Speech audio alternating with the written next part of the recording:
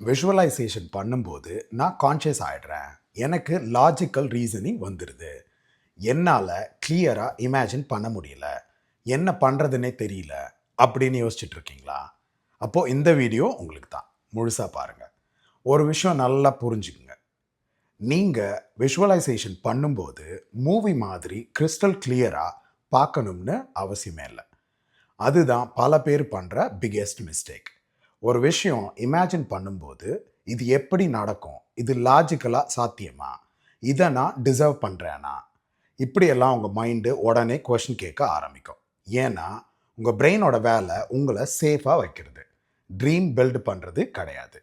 அதனால் உங்களுக்கு டவுட் வர்றது நார்மல் தான்.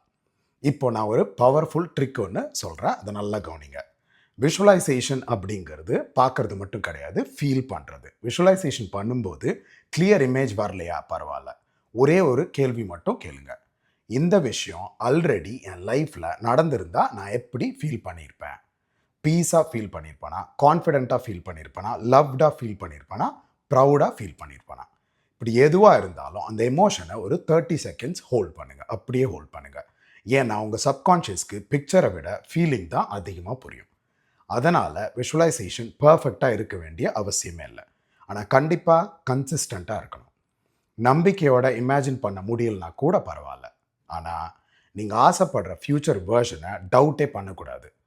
முழு நம்பிக்கையோட உங்கள் ஃப்யூச்சர் வேர்ஷனோட கொஞ்சம் கொஞ்சமாக தினமும் கனெக்ட் ஆக ஆரம்பிங்க. நீங்கள் நினச்சதெல்லாம் கண்டிப்பாக நடக்கும்.